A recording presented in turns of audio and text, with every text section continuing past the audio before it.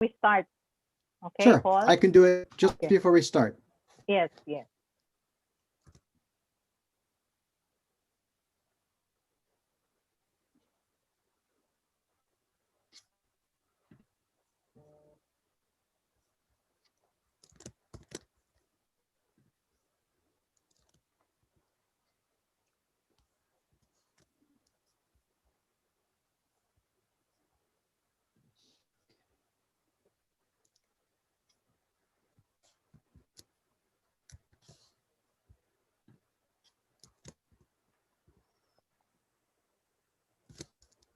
Nirja, our speaker is not yet in.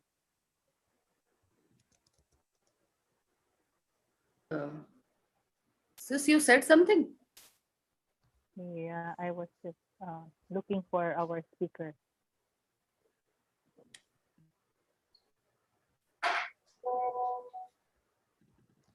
I just would like to thank you, Nirja, for inviting him rather, to be with us today.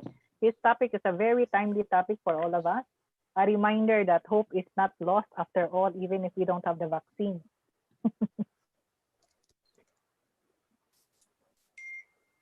I'll just check up whether he has joined or not.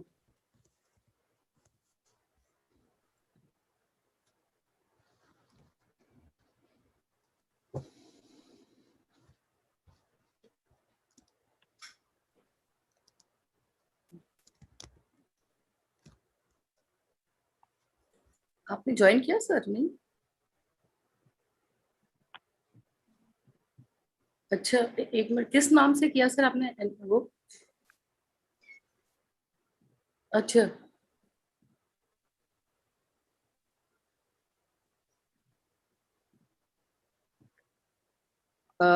Doctor Paul, Yes. Dr. Paul, Dr. Chaudhary is saying that he is trying to join and it says that wait for the host to start the meeting.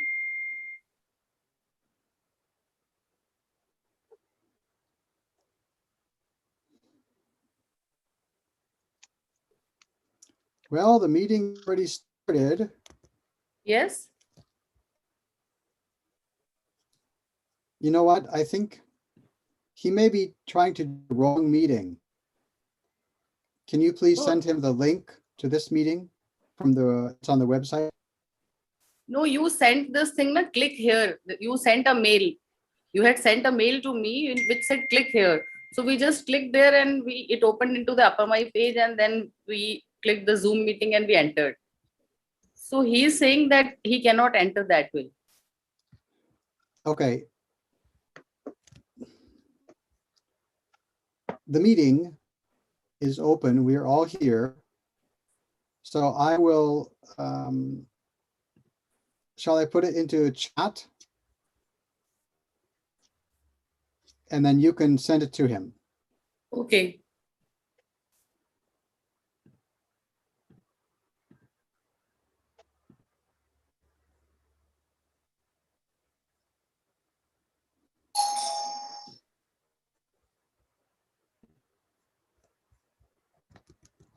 Okay, just sent out the link and the ID and the passcode. This is the meeting that we are in right now. And that's the one on the website. So if you could please send to him.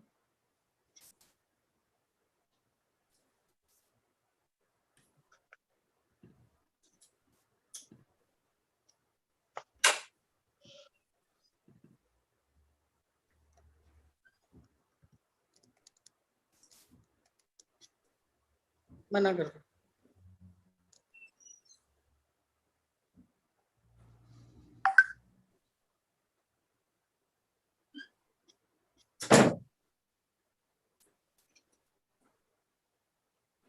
Soumya, can someone enter using this password 721941? I will send him. Link also. I can send you.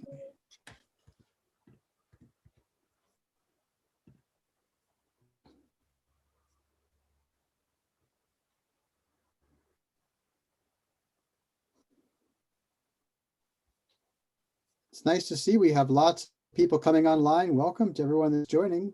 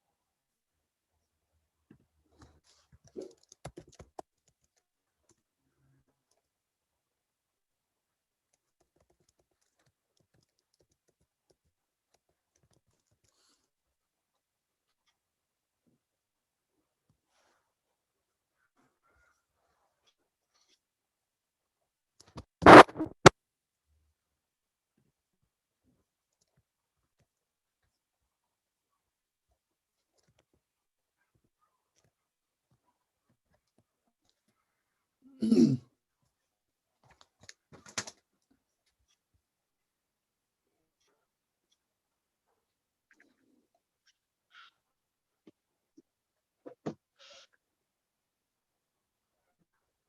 do want to say welcome to everyone who is joining us. The APAMEI monthly online forum will be starting soon. We're trying to get our speaker online and get everyone connected, and we will be starting very soon.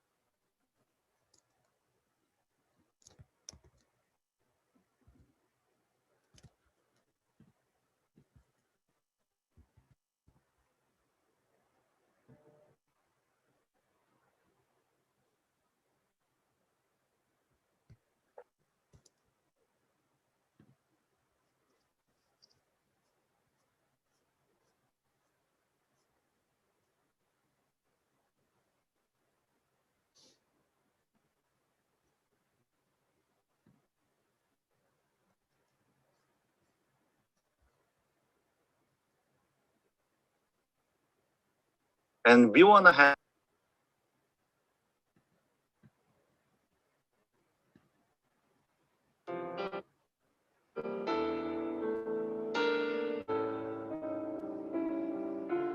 Dr. God Chaudhary is trying to connect. Just please, I'm sorry, please bear with us.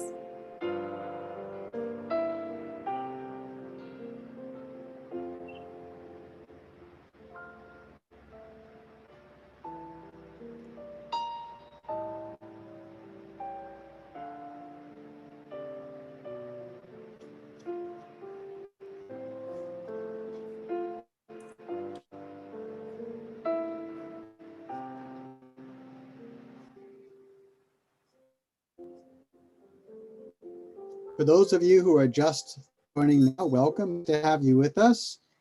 We're getting our speaker online and connected. As soon as there are speakers online, we'll be starting in just a moment.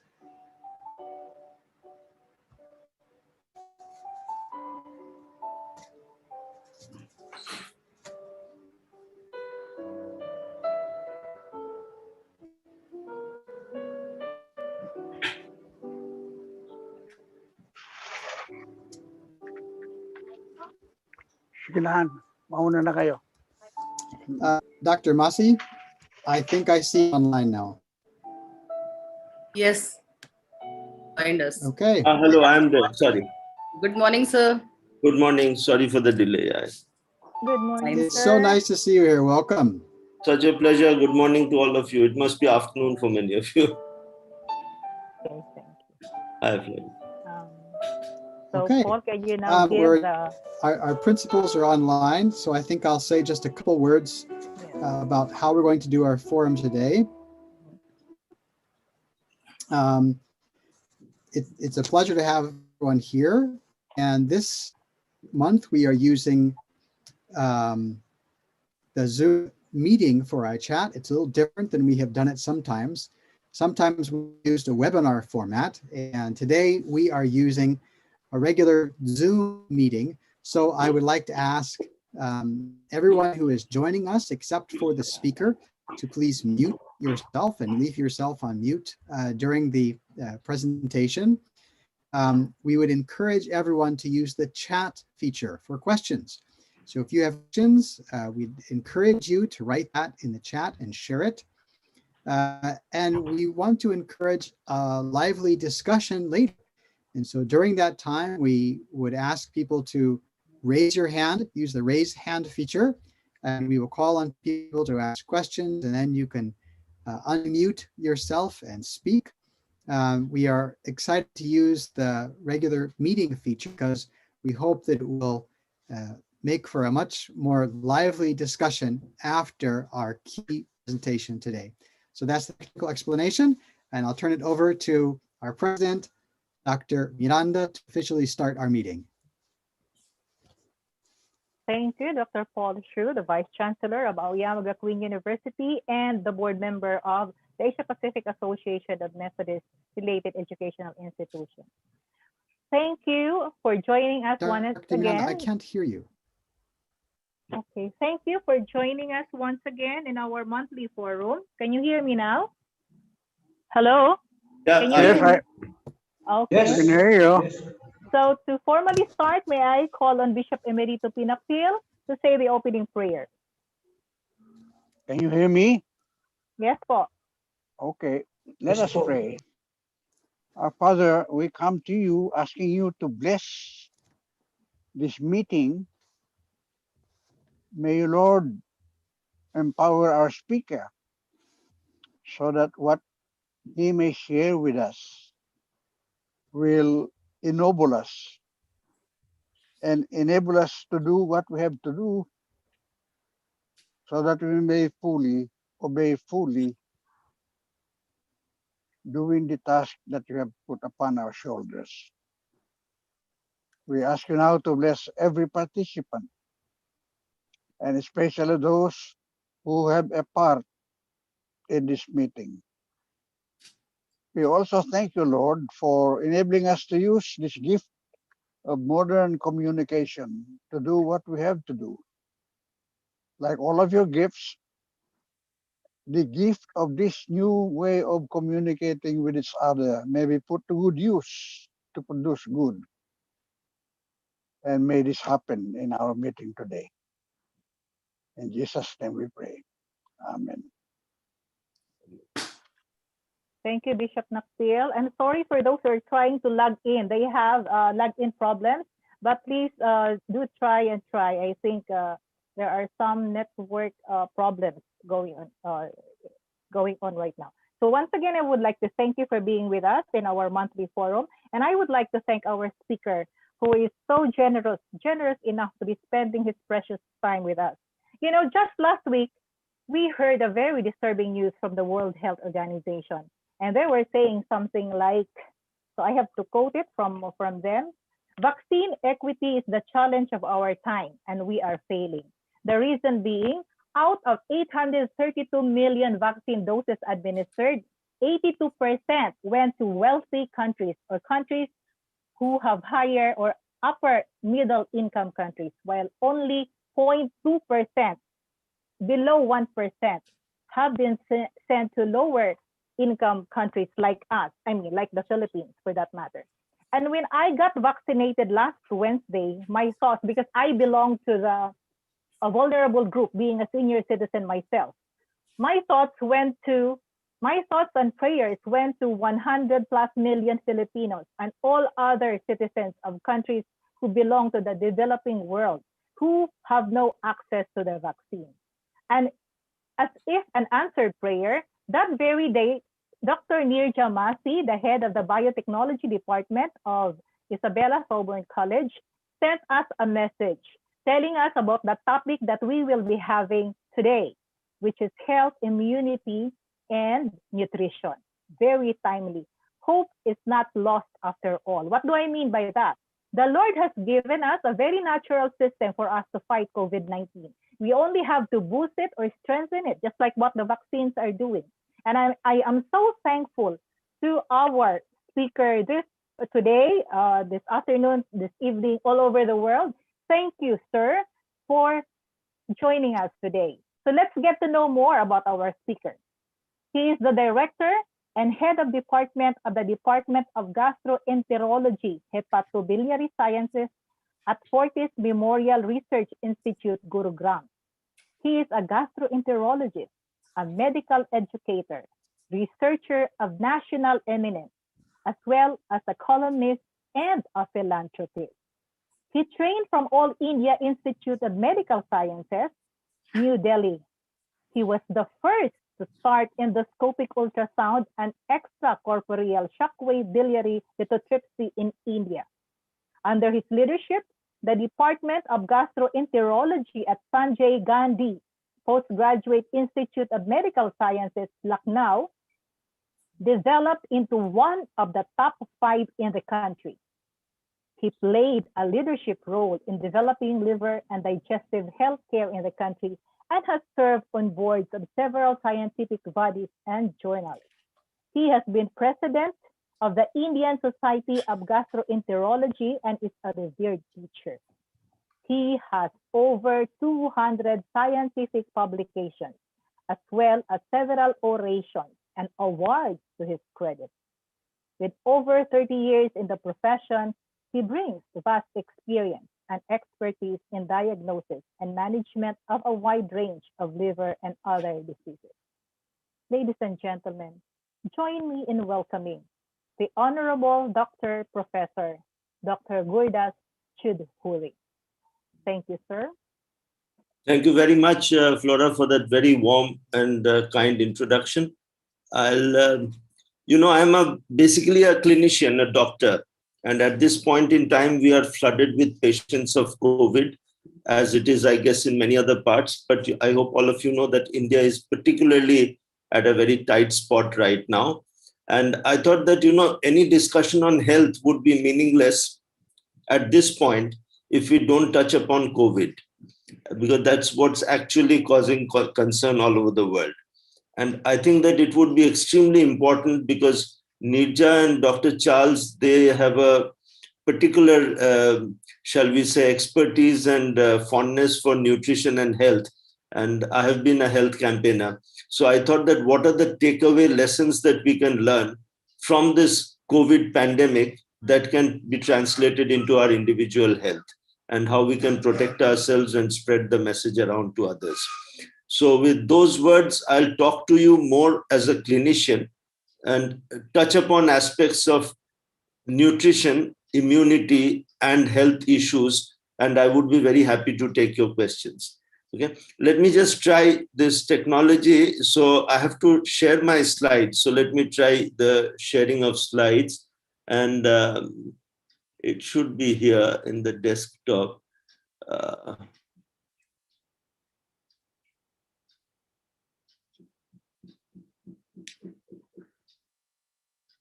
Give me a minute. Each time I try Zoom and I learn it, and then, the next time around, I usually tend to forget how it worked.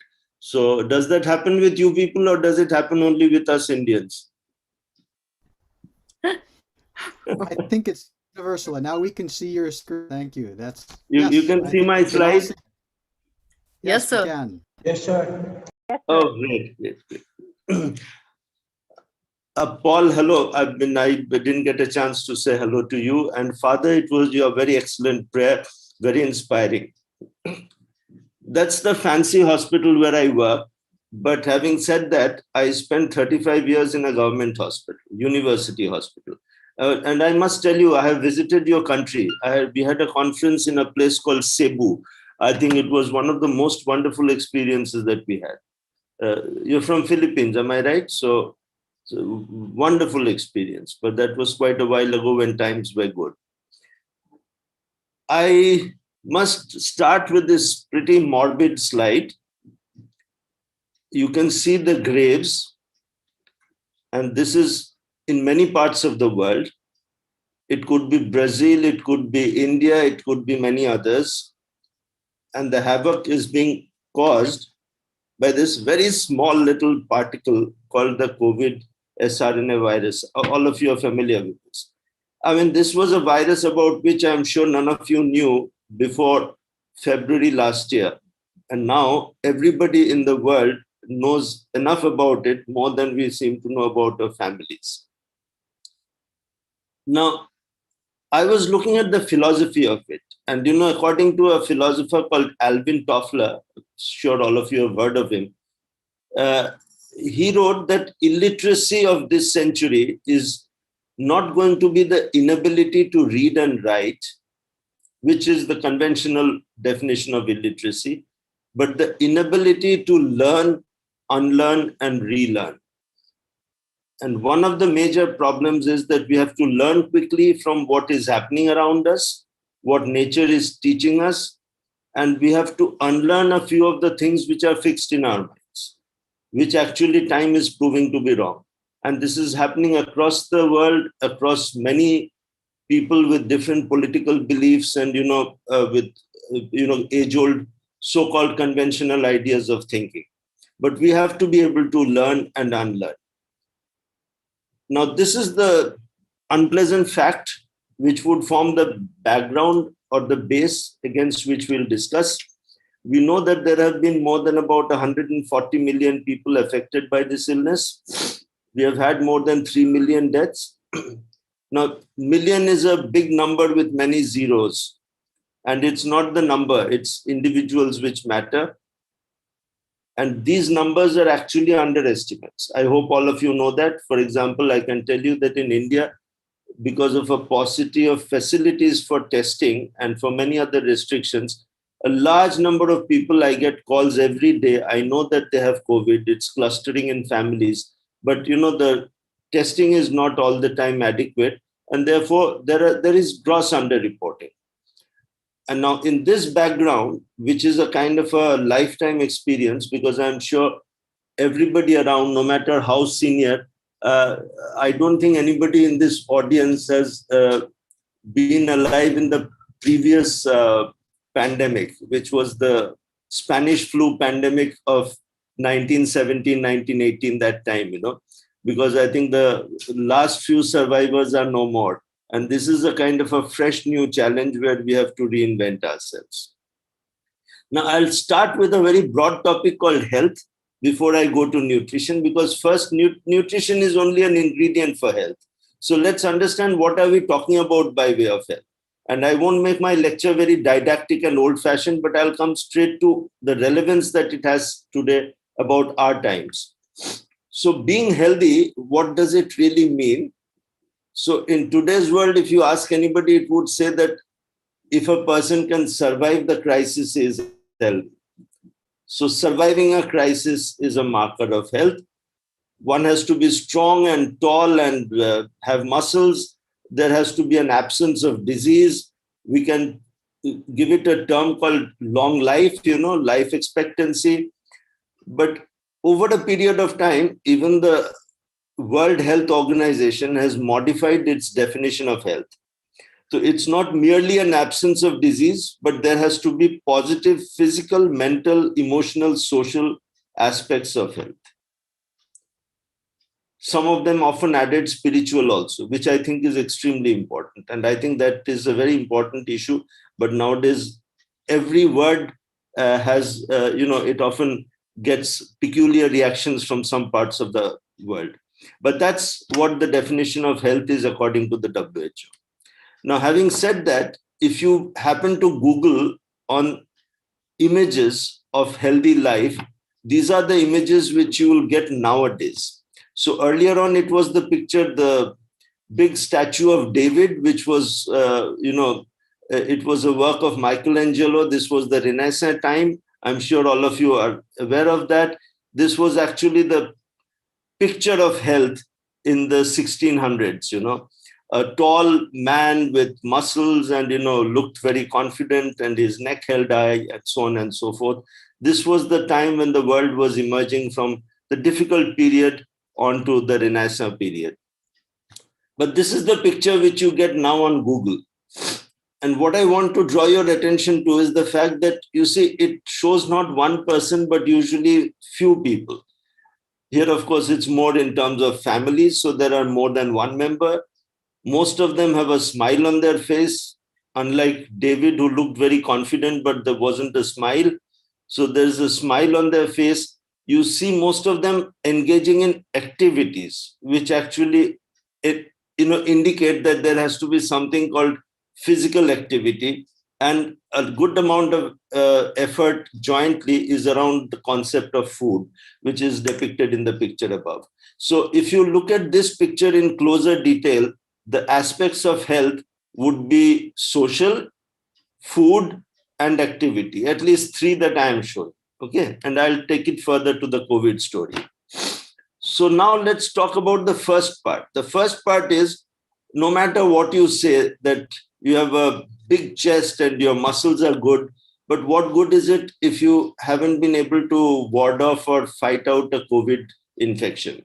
So survival is an important issue, and from time immemorial, I think all of you know about the old Hellenic civilizations of Athens and Sparta, and you know how that time a lot of importance was given to physical health and survival, especially in Sparta, in Greece.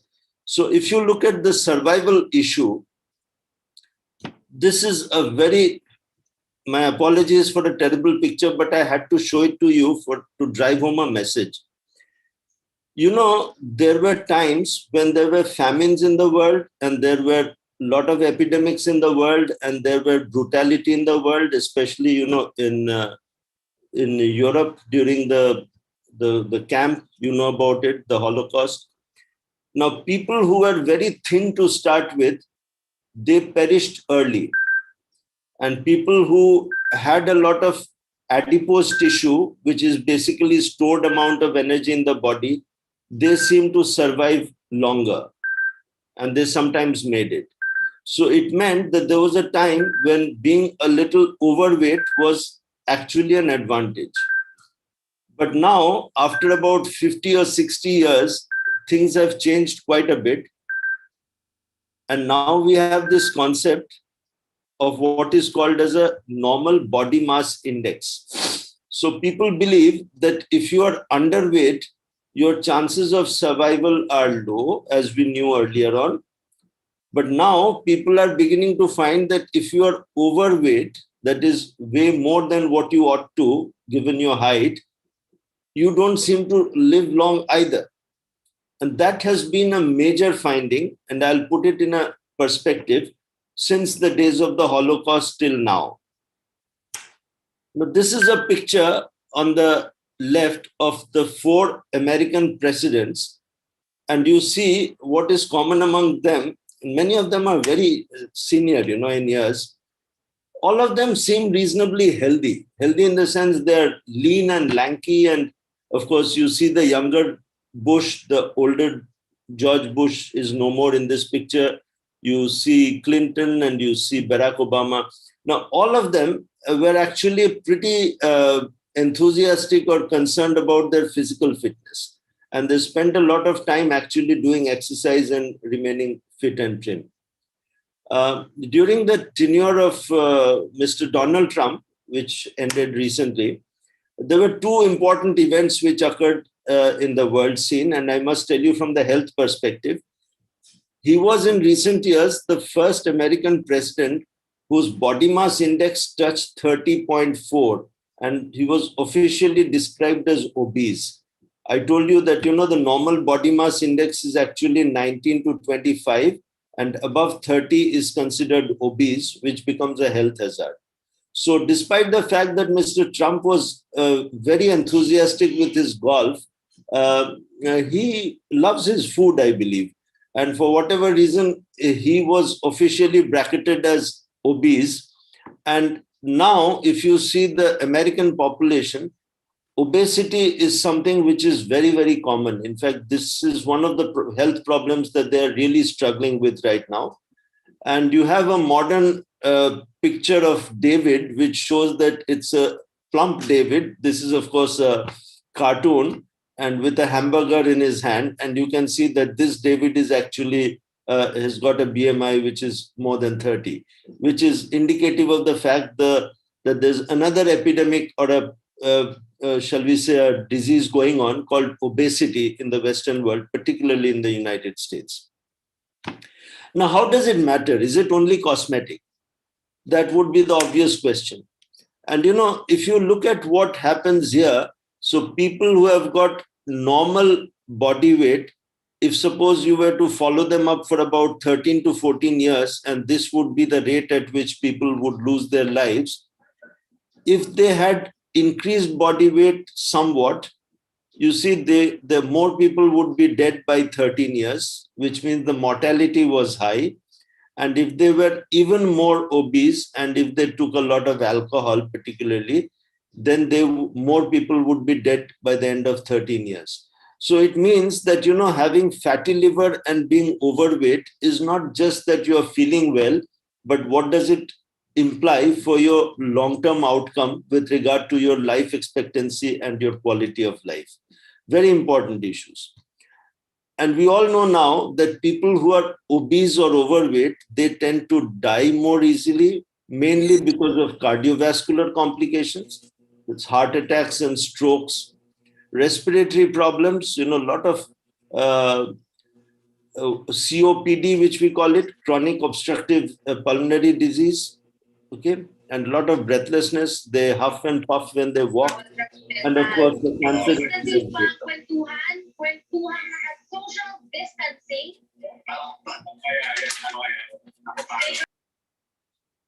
Right. And I'm of course joking by giving examples from the United States of America, but actually most of our countries, especially in Southeast Asia, we are not immune to the problem. And at least in India, I can tell you there is a very strong divide between the urban population and the rural population.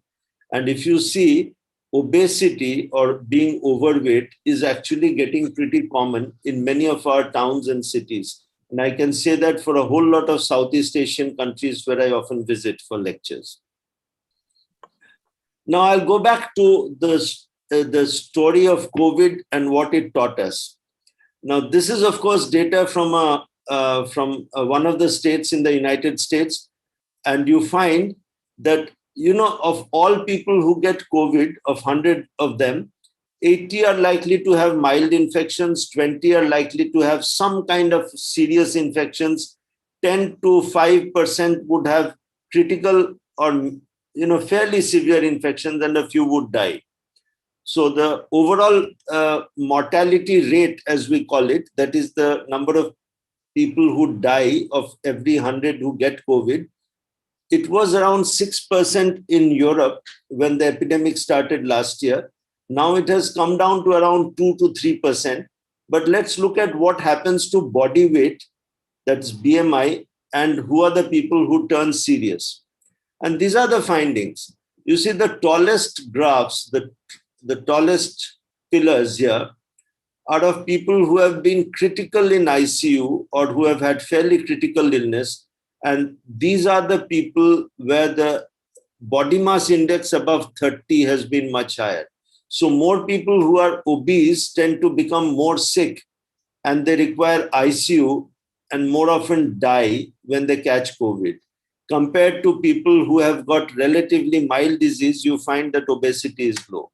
So it means that there is a propensity for overweight people to develop severe or critical COVID if they catch the infection. Obviously, we are talking about, again, survival. Remember the old story of David and how we are looking into the future. So what happens when we are obese or overweight? Whole lot of things happen. There is already a chronic inflammation going on. So that is an inflammatory state. You have COVID, which adds to the inflammation. The inflammatory markers are C-reactive protein and IL-6 and what have you. They spike up, they damage the lung much more, they involve other parts of the body. There is, obesity is associated with high blood pressure, which is again a real bane, I would say, for many Southeast Asian countries. There is something called the ACE2 receptor expression. This is the the angiotensin converting enzyme 2 receptor expression.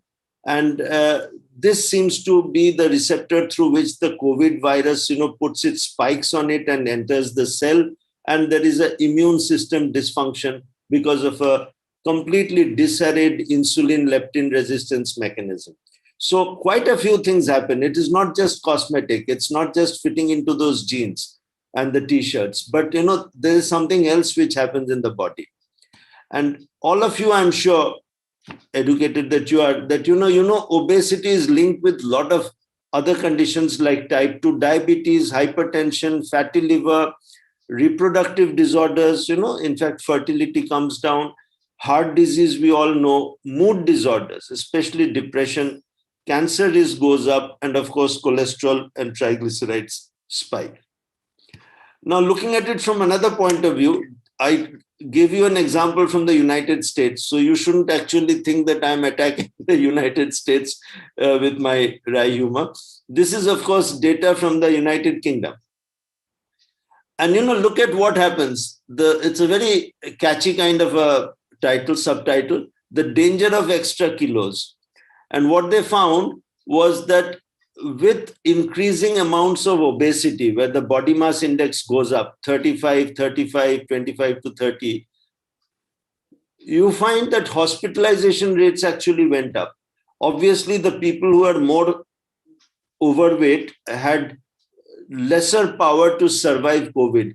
In fact, for those of you who follow the television closely, I'll give you a very simple story for you to reflect on. When Mr. Boris was admitted in the NHS hospital, he became pretty sick and he somehow survived. He didn't have to be put on a ventilator, but he needed oxygen. It was a critical phase. And when he left the hospital, he was particularly thankful to 3 people who looked after him well. And one of them was the head nurse of that hospital. And this head nurse, her picture came on the television. She was unfortunately a somewhat obese lady. And, she was a few months away from her retirement.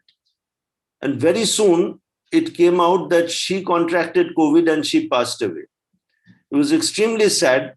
The reason being, I feel that one of the risk factors was that actually she was in that vulnerable group. And this is what happens. As our body mass index goes up, our propensity for coronary artery disease, hypertension, and diabetes increases. And now, so up till now, I was talking about risks of hospitalization. Now, let me show you what actually happens with regard to death. So if you look at the deaths in New York, and New York suffered its worst time, that was in March, April, May of last year.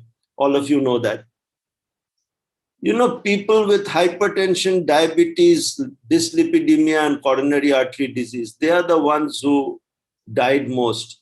And the reason was obvious, because all of them were actually, the majority of them were actually overweight.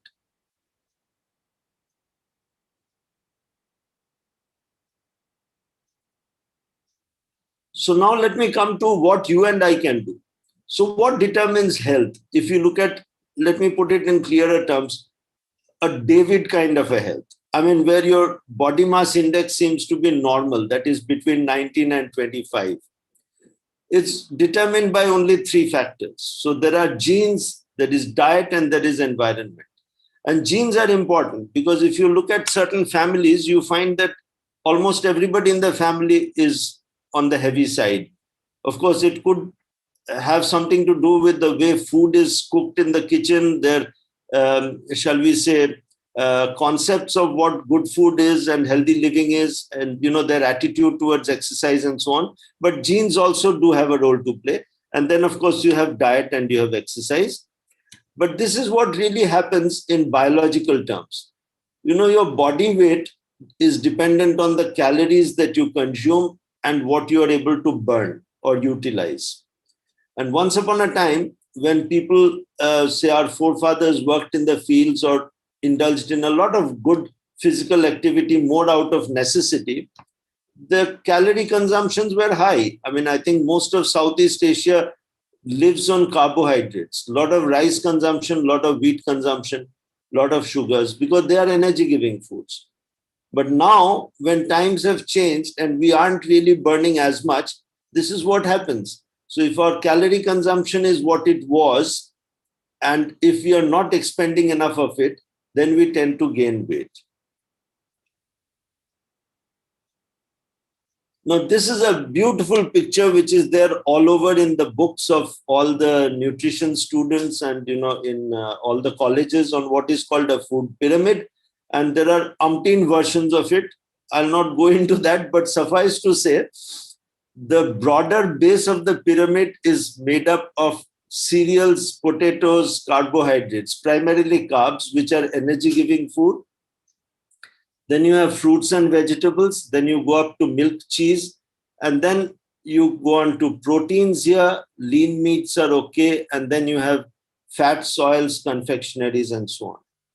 But this is what conventional wisdom taught us. And what we really have to understand is that, look, this pyramid is not a inflexible pyramid for everybody. It has to be tweaked around, twisted in order to meet individual needs. And that's what people with the nutrition background would be very happy to do for you. Now, few things which are very important, and many of you may not be so aware, but I'll share with you this. Just like people in the 70s noticed a link between tobacco consumption and lung cancer. And that time, the people were quite in disbelief because smoking was quite a elegant habit, and it was people from farmers to the royalty, everybody smoked, and it was considered to be quite a matter of style and class. It depends on what you smoke. But, sweet consumption has something very similar to do with it. Ever since sugar was created, we realized that the more sugar that you consume, sugar is, by the way, a carbohydrate, and it gives you a lot of energy. So there has been a steep rise in the consumption of sugar and its correlation with fatty liver disease and obesity, well known. To the extent that there is a health foundation called the Clinton Foundation in the United States.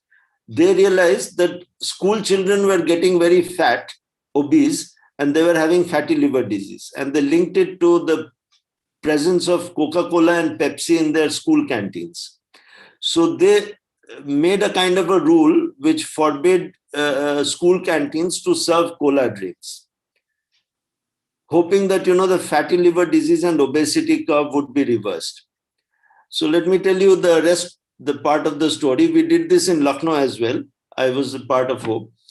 Now, this is a picture which tells you that what happens if somebody comes to your house and you want to show them a good gesture and invite them and so on and so forth. Almost all the things that you can think of offering them. And, offering food is one of the old human customs that we find so hard to do away with because, everybody, you break bread and you make friends and, there is a sense of bonhomie.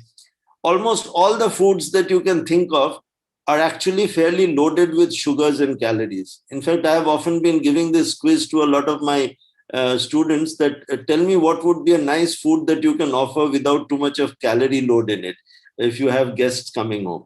But think about it. So the next part of the story of Clinton Foundation is that they banned cola drinks because each bottle of Coca-Cola had 140 kilocalories with no protein. So they were actually called as empty calories. So all these cola manufacturers quickly switched to making what is called as fruit juices. And the important thing was that fruit juices they thought were healthy. Even now we think it's healthy.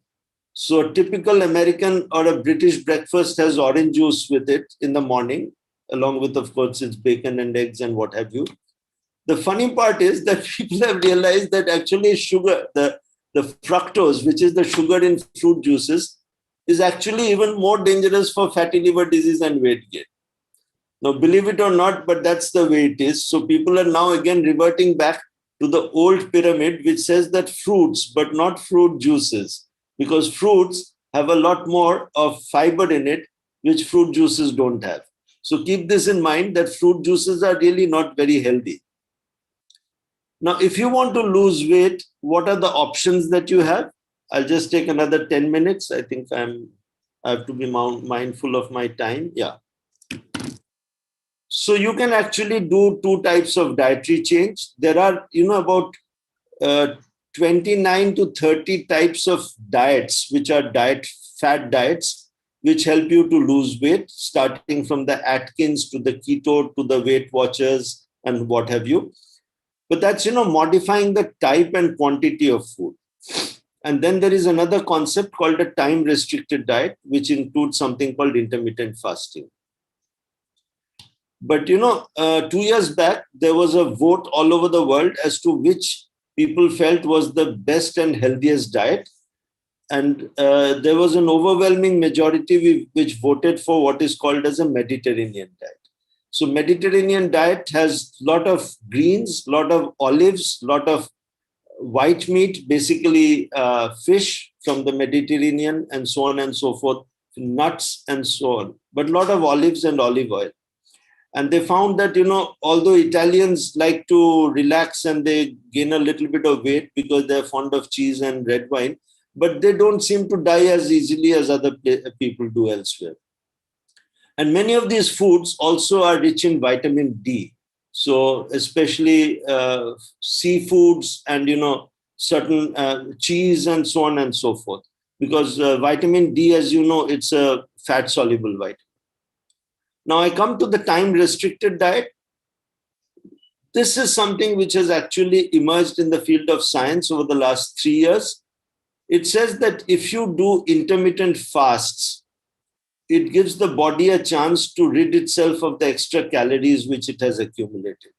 And there are 3 different types. I won't go so much into the detail, but the common one, which is now very popular all over the world, is called a 16-8 diet, in which you have a 16-hour fasting period and an 8-hour window when you eat.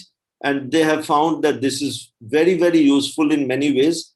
It helps to change from a glucose burning to a ketone-based burning for fuel. And they have shown remarkable results with people with type 2 diabetes, people with hypertension, overweight problems, lipids, fatty liver. It's also gone further to show that it might actually slow down your aging process, reduce your cancer risk, and push up your life expectancy. Now I'll come few slides on exercise. Exercise used to be a necessity once upon a time. Now that, most of us can sit at home and get things done with a cell phone or a computer, it has not remained a necessity. And that's the reason why it has declined quite a bit. But now it has become very important for people to use their willpower and to do exercise to remain in shape and to remain healthy. And there are 2 types of exercise, as you know. One is where you do aerobic exercise, that is walking, jogging, cycling, and so on and so forth. Or you could even do something called the resistance exercise. In the final countdown, it's been found that both of them are good. And if it is done, at least, in measure, both of them, at least in parts, it forms a better combination than doing only one. But this has now become a necessity. I'm mentioning it, although it's a discussion on nutrition, but you can't run away from the fact that exercise is as important. And this is a slide which shows about where the people in the world are the laziest.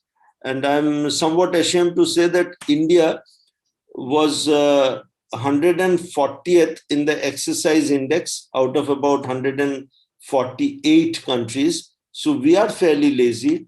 And we find that as soon as people acquire a measure of what is called as prosperity, where they don't really have to work as a compulsion, they tend to sit and gain weight. And that's the reason why Indians are at least very prone to developing diabetes and coronary artery disease. The last part of my talk, 3 or 4 slides.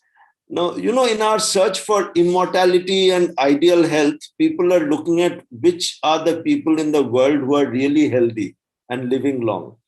So they've come out with this identifying 5 parts of the world which are called as blue zones.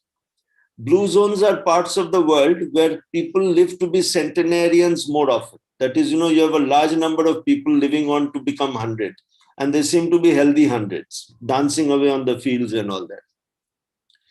These are the 5 parts of the world. So there is this island in Japan called Okinawa.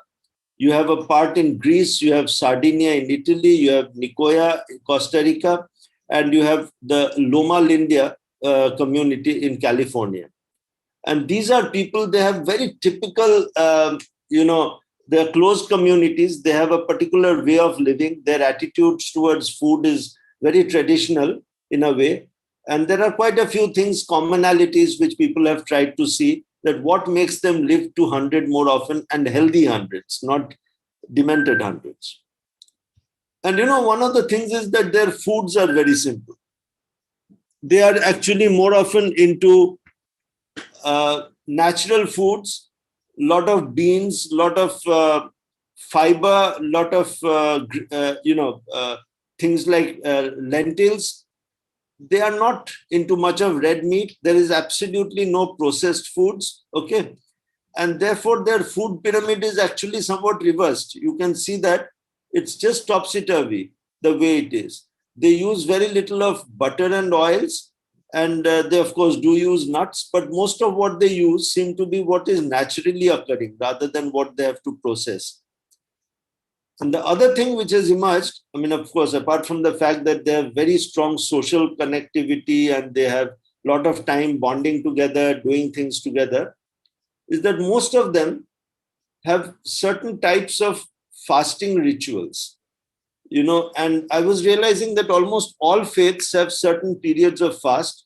I think you people went through Lent recently, and right now a major part of the world is going through the holy month of Ramzan, and Hindus fast as well, so do the Buddhists. And as we are progressing in life, so I mean, I'm using the word progressing, we seem to be losing out on this habit or ritual of fasting. And fasting now is coming back with a big bang, that it could be one of the ways in which we could restore the body's balance of the extra calories that we have consumed. I'm winding up. So education, and I'm sure all of you are educators, and it would be a good reminder for all of you. I have been an educator for 40 years. Education is not the learning of facts, but the training of the mind to think. And I can tell you, when I became a medical educator way back in the 80s, we were so obsessed with telling them or giving them information. And do you know, the shelf life of medical information is very short. The half-life is only 5 to 7 years. So if you are a good teacher, it is not the information that you impart, but how you train people to think, to observe, and to imbibe things into your own lives. And with that, I will actually close. That is my website. In fact, Nitika helps me in maintaining it. And for those of you who might be interested, I would be very happy to put up my slides onto this site. So if people are interested, they can actually download and make the best of it. Thank you very much for this opportunity, for being able to interact with you here on Saturday morning. And I hope I've given you at least few things to think about. Thank you so much. Thank you, Dr. Chowdhury, for the wealth of information you've shared with us and for walking us through the ground realities of a pandemic of our own making, the dangers of extra kilos, which I'm also very well guilty of, the perils of prosperity, not walking but riding in cars, driving and all, no exercise at all, and that of being too sweet to friends, offering sweets like what you've shown us. We are actually now being reminded of the phrase back to basics, that we only need this much for us to be able to live, but then we're having too much of everything. And now my point here is, I would like to also comment on what Alvin Toffler said. It is our inability to unlearn and relearn probably that is now we are facing. Personally, I would be having difficulty relearning of having the sweets and the chocolates after dinner or after lunch. So I always have to be reminded of you every now and then. But who among us will really pay attention to this? So at this point, we are so happy and glad. We'll be very glad to be entertaining questions from our audience, our participants. Okay, so we have one. Thank you for this preventive approach of dealing the COVID-19. We really need a balanced diet to make our body healthy and maintain our immunity strong. My problem is that how could millions of people who are unemployed, no lands to till, hungry and impoverished could access this nutritious food? Sir? Yeah. I think I'm reminded, somehow I have this sense of funny, a wit which some people find very objectionable, but nevertheless, I'm reminded of Mary Antoinette. she made that nasty comment that if they don't have bread, let them eat cake. And, this is exactly what it would be, whatever way we try to answer this question, that if people don't have food, there is no point in telling them what to eat. But fortunately, what the blue zone story tells us is that the simplest of foods are actually often healthy, which means that you really don't have to go around in a department store shopping for very exquisite foods, and the simple ones are good enough. The problem that happens with many of us is that we, for example, if we are rice eaters, we look at polished rice, we look at a lot of sugar because sugar is actually pretty cheap and easily available in the market. What we don't often do is actually look at what are the greens which are growing around the house, whole lot of beans, whole lot of wild stuff, what in India we call as saag, that is, lot of green leaves which we cook as a kind of a preparation. Actually, these are pretty healthy, but they're not fancy. And I think that to some extent, a good amount of nutritional counseling should occur even with people who are very poor, that how they can make the best of what is around. When I did my training in the southern part of India, vitamin A deficiency was very common. And it was a paradox. There was a particular tree which is called, I forget the name now, but that was loaded with vitamin A.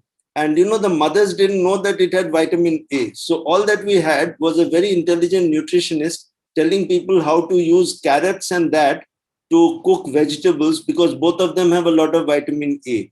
And the eye problems of children really came down. So I think we need to be able to find very low cost measures to be able to educate people. Thank you, Doctor. And that question came from Dr. Alan Cabas. Next one, we have another question from Jade Hondial. Balanced diet. How can we calculate calories at home? Nowadays, everything is pretty simple. So, for example, if you have to calculate your body mass index, you don't need that formula. The formula is weight in kilos divided by height in centimeters squared. All that you have to do is go to Google and you'll have a chart and you can read it off. So the same thing applies when it comes to calculating your calories in the diet. You have to understand that if you are not working hard enough on the physical front, you need to cut down on your carbohydrates. Remember that carbohydrates are energy food. But when you consume a lot of energy food and you're not working enough, that energy food of carbohydrate gets converted into triglycerides or fat, and then it is stored in the liver as fat. So it's not that you have to consume fat to become fatty. Consuming carbohydrate makes you fatty. So the question that was asked by Dr. Dhondial is that primarily people who are used to a huge amount of carbohydrate-based foods, the center of the plate is occupied by the bread and the rice and a lot of potatoes. And, the greens and pulses are on the side in small measure. The simplest method is actually to turn it around. Make the central plate full of your legumes and your greens and put your rice and your wheat in the periphery. That makes it very simple if you want to regain a balance. But, it's so individual. It depends on what kind of a work you're doing. If you're a manual laborer, you would require the carbohydrates. Thank you, sir. Now there's one from my messenger. All these things requires discipline of mind and body. Can you give us tips on how to discipline our mind so that our body will not crave for more food? Very good question. Very good question. So people, especially, in your organization, for instance, you're seized of the problem of addictions, both to, say, tobacco or alcohol, which we have been able to identify. And we often give the impression is that that's wrong. I mean, in a virtue-based system. Actually, to a large extent, addiction to sugar and carbohydrates is also kind of an addiction. So people, they feel very proud to say that we have a sweet tooth, which means that, they justify it and they give it a sanction that, look, this is the way we eat. Believe me, if you want to leave sugar And if you try it for the first 7 days, you're going to feel miserable because that craving feeling will come. And the word, by the way, is craving. So for any person who's onto alcohol, if he stops alcohol, you crave for the first few days. The same applies for smoking, that's nicotine. The same actually in a way applies also to sugar. But remember that for every person who craves, the craving is worst the first 7 days. And after the 7 days, if you have some kind of a bit of willpower, you're able to get off it as long as you don't go back to the sugar immediately again. And that is where your cerebral part kicks in, that you have to understand that that's not good for you. So you have to actually choose your friends, your food, and everything else accordingly. But the first 7 days are difficult, and one can actually brave through it. You won't die if you are off sugar. Okay. Thank you, sir. Now here's another one. It's more of a request. How can we access your lecture, your slides? Oh, yeah. So I just showed you my website. If you want, I'll show it once again. But it's drgchaudhary.net. Thank you. And here's another one. Okay, drgchaudhary.net. And I'll put up this lecture onto this website. I'll ask my colleague, Nitika. She's, by the way, also a Methodist. And she'll help you to access it from the website. You should be able to download. Okay. So this is from Chris Wu, but I think you already answered this. Thank you, Dr. Chuduri, for your talk. My question is, why do people tend to sweet food even with lots of education on its damage? Yes, its discipline and our physical condition. Is there principles the public can take to resist sweet foods? I think you already have answered that, or if you would you like to say a bit more of this? No, if I have answered it, it's fine. But, I'll tell you just one small thing for people in your order. You're basically united by faith, which is very good. But, I keep telling it to other colleagues in other religions also, that you have to look at it as to how practices have evolved. So the way practices evolved, there were no high calorie foods at that time. When, say, for example, during the lifetime of, say, Christ, for example, or thereafter, when Muhammad preached Islam, or for that matter, I went to a very holy place in Ayodhya where the Ram temple was, and I wrote an article that what might have happened during the time when our so-called revered God was alive. So, there were no potatoes, there was no sugar, there was no tea, coffee, because they were all imported. So one has to actually imagine that the practice was very different then. But what has happened now is that we have brought in sweets for every function, and sweets must have been extremely alien at that point in time.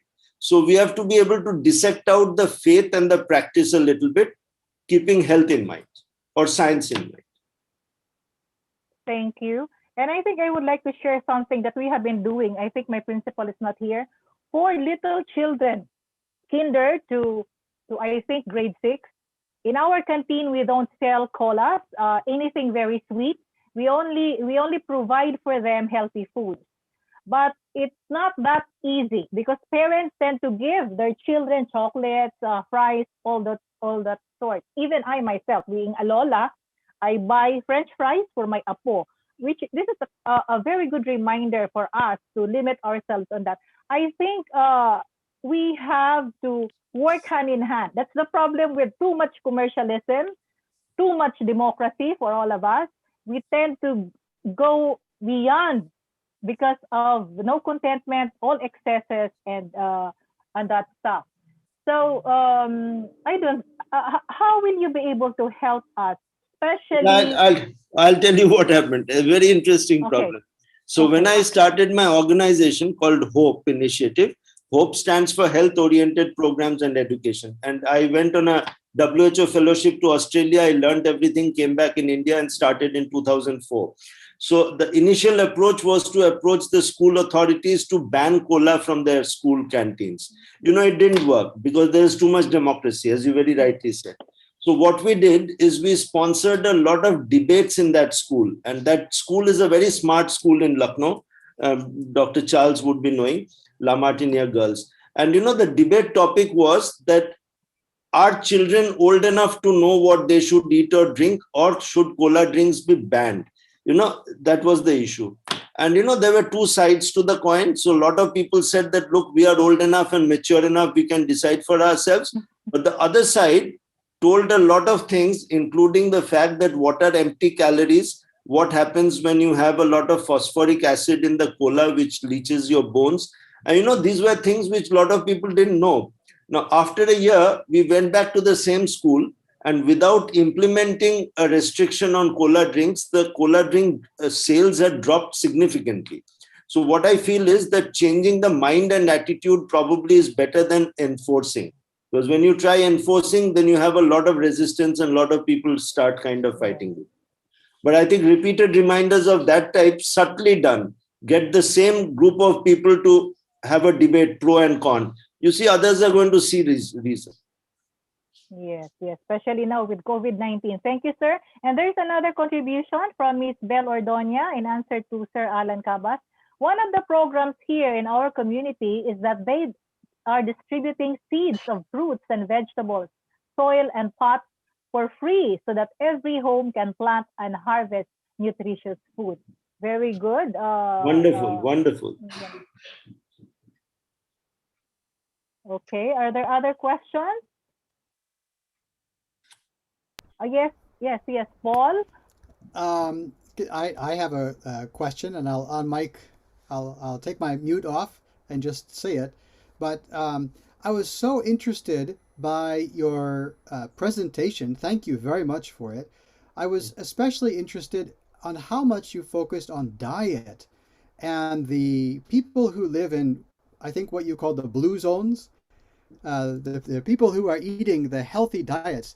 And it made me think that many of those diets are vegetarian, or mainly vegetarian. And I know that many people in the world today are advocating to be vegetarian. How do you think that being vegetarian or trying to be vegetarian can relate to this kind of healthy diet and the promotion of health as you see? Can you talk a little bit about that? Oh, yeah. So I'll talk from a purely science background, from a scientific point of view. It's become fairly apparent now that vegetarian diet is both good for health and good for the environment and for the globe. I'll tell you what, in terms of, the energy consumption, utilization, and the cost per energy unit.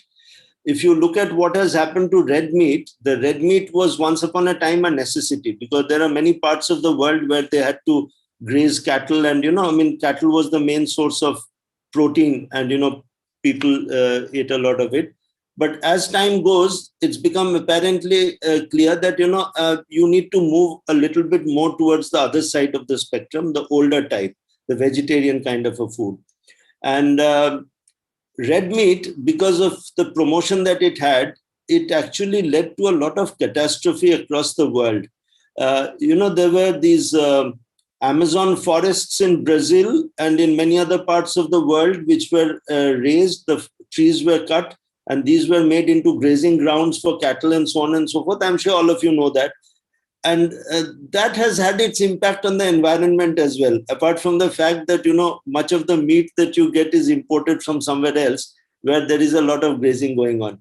So in terms of both the logistics as well as the health implications, red meat is definitely on the decline with regard to popularity in science. The only red meat that is likely to be coming in now is the new red meat, which is the artificially created laboratory red meat. I hope all of you know. And that's finding its place in the American market, primarily for those who love the taste of it. With regard to the meat that is used, if you look at the Mediterranean diets, which I talked to you about, so both Sardinia and Greece and Okinawa, they do eat non-veg products, but primarily these are fish. So fish apparently is a little safer, healthier. It's white meat. It doesn't cause that spike in cholesterol and doesn't usually lead to obesity. So quite a few of these blue zone people do eat fish, okay, or white meat. I was particularly interested because of this talk that I had. You know, the community which I talked about in California, that's actually a group of Methodists, by the way. I mean, I would encourage all of you to look it up. That's a small group of people in California. They, if I am not wrong, somebody told me they belong to the Seventh-day Adventist group or whatever. But the fact is that they have a particular way of living and a particular attitude towards food. And amazingly, I thought that, look, I mean, they must be red meat eaters like most Americans, you know, white Americans. But interestingly, they're not red meat eaters. And that came to me as a bit of a surprise. But that is something which I'm still working on. I would encourage you to look at it. I think overall, red meat is something which has become so ingrained in our cultures in a way. Like, you know, you think about a British breakfast, it has to be bacon and eggs. And, you know, I mean, you can't think of anything else except a meatloaf. You know, I mean, that's the way culture has kind of brought in its value systems with us. But over a period of time, we do need to change, keeping a bit of science and evidence in mind. Doesn't have to be imposed as rules, but I think it has to come with our own volition, and we should pass on the message to our next generation. So that's what I feel. Thank you very much for your answer. It's very helpful. Thank you, sir. Thank you, Paul. Now here's another question from Ms. Bell Ordonia. Dr. Chudhuri, is it better to take fruit juice supplement, say it has 20 fruit content, than eating 2 natural fruits? Very good question. 2 natural fruits, unquestionably. So avoid fruit juice. Let me explain this to you. You know, when you extract the juice from the fruit, you actually take primarily the juice, which is rich in fructose, water, and some vitamins, but you leave behind the fiber. And you know, the fructose, which is enmeshed with the fiber, is what actually gives the balance. And that's the reason why eating a fruit is far, far, far better than taking the fruit juice. And what WHO recommends is that you should have at least 5 portions of fruits a day, which I find a little too heavy for me. But nevertheless, you know, even there you have to be a bit careful that you don't have the fruits which are loaded with sugary juices. You know, for example, there are watermelon, for example. It's got a lot of juice in it, but little less of fiber, so to say. On the other hand, if you were to have an apple or a pear, it would have a little more of fiber in it. So I think that mix of fiber is probably very important. Wow, thank you very much. That's another eye-opener for me also. Thank you. And do we have other questions? If there is none, then I would like to thank you, sir, for making this very valuable contribution to our monthly forum.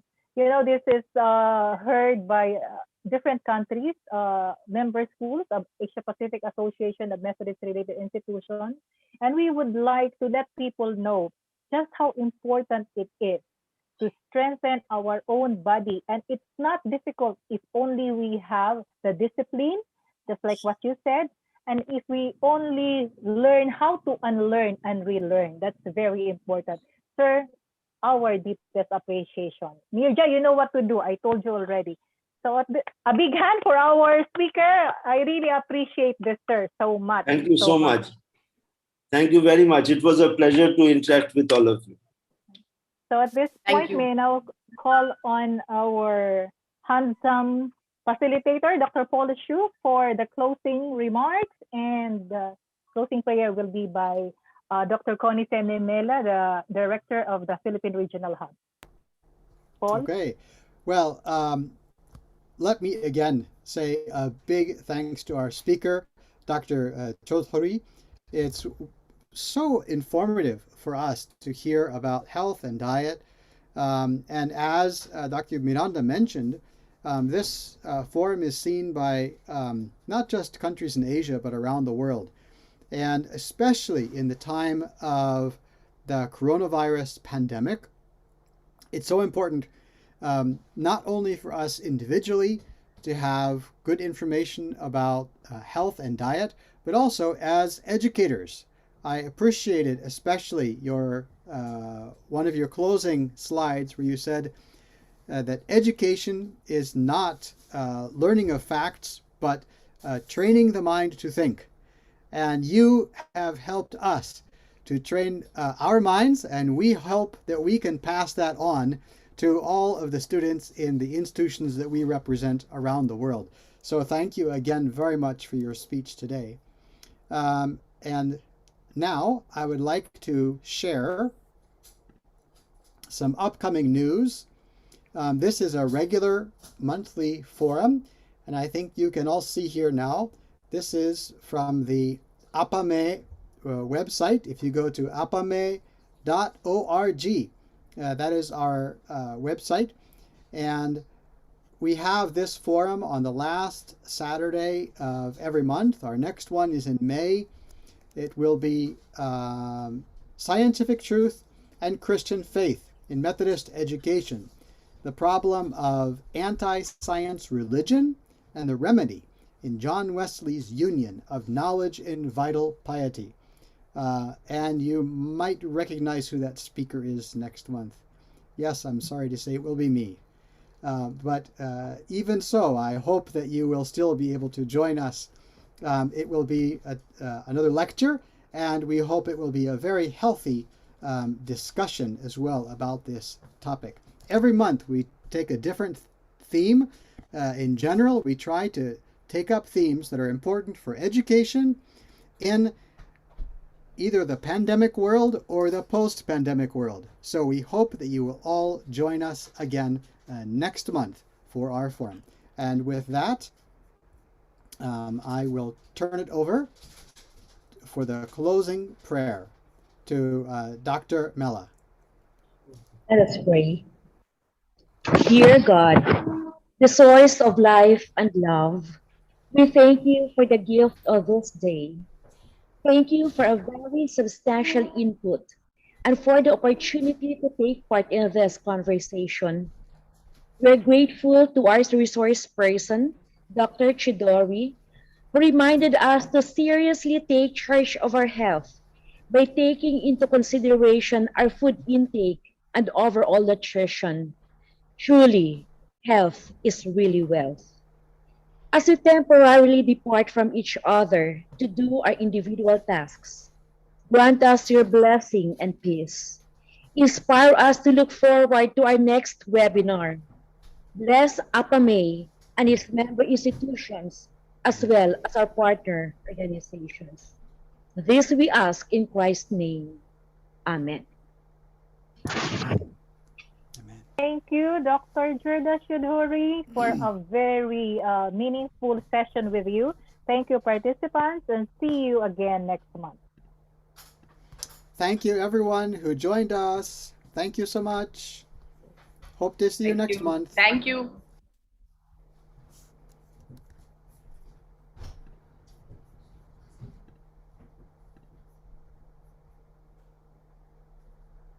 Thank you, Dr. Paul.